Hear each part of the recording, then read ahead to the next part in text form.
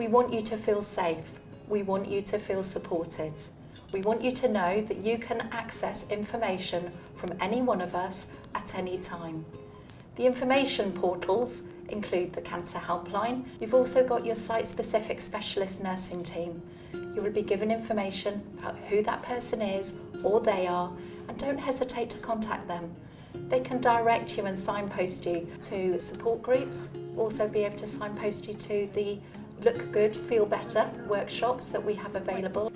There's also the Cancer Information Support Centre here within the Beacon Centre, and there's also Macmillan.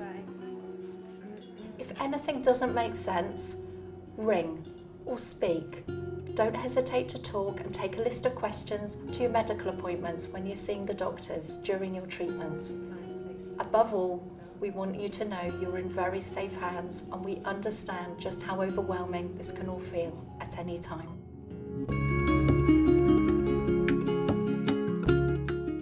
Your treatment will be made specifically for you as an individual, and before we make it, we need to ensure that you're well and your bloods are within safe limits. Sometimes treatments can be made in advance, but unfortunately this isn't always possible. The flu vaccine is safe and recommended for patients having cancer treatment. If you can have that done before you start treatment, it's better, but it can be given during the treatment. For other types of vaccination, it's important that you speak to your specialist about these, because there are some vaccines that we would prefer you avoided whilst having cancer treatment. Regarding lifestyle changes during anti-cancer treatment, we would encourage you to eat a balanced diet. There may be certain foods that we advise you to avoid, or certain diets to take, depending on the treatment that you're receiving.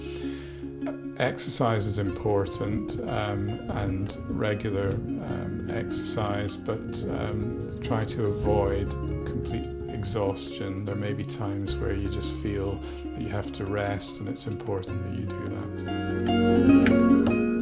that. It is possible to work during anti-cancer treatment, but it will be a very individual decision. Some of the treatments can leave you feeling unwell for a week or more.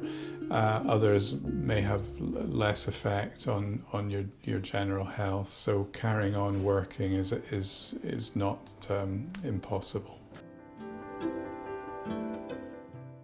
You can receive benefits and grants from Macmillan and the Citizens Advice Bureau, and more information about that can be got from the Cancer Information Support Centre at the front of the Beacon Centre. Everybody undergoing anti-cancer treatment is entitled to free prescriptions. You can pick up a form from your GP or also from the Cancer Information Support Centre.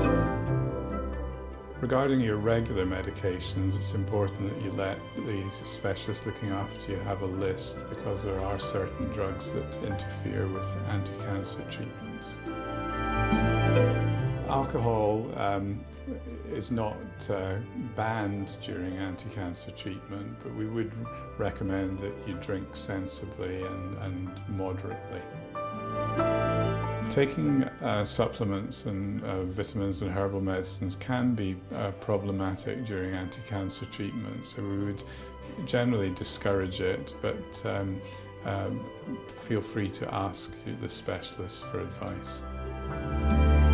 We encourage patients having anti-cancer treatment to try and lead as normal a life as possible. So going on holiday is still feasible, going out with friends. Locking yourself away in the house doesn't help, and it's really better to try and carry on leading as normal a life as you can. Travel insurance can be a problem for cancer patients, but there are organisations that keep a list of companies that will provide travel insurance for patients receiving cancer treatment. Younger patients may be concerned about how treatment will affect fertility. Your oncologist or haematologist will have talked to you about sperm banking or other fertility conservation if appropriate. Periods may stop or become irregular during treatment, but please do not assume this means that you cannot become pregnant. It is unwise to father a child or become pregnant during treatment, so it is recommended that you use condoms to help to prevent this and to reduce the risk of infection. Normal sex life can continue during treatment, but we appreciate that you may feel more tired than usual. You will be able to drive yourself both to your clinic appointments and your treatment appointments as long as you feel well enough.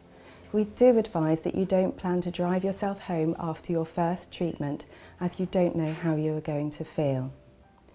You do not need to contact the DVLA about driving unless you are specifically asked to do so.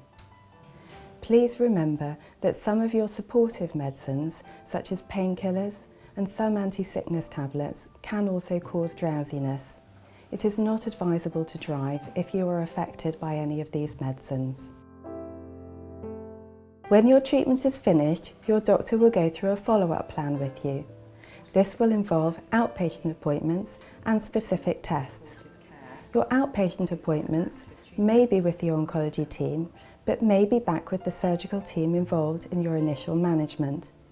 Specific tests such as blood tests, CT scans or endoscopies may be recommended for you.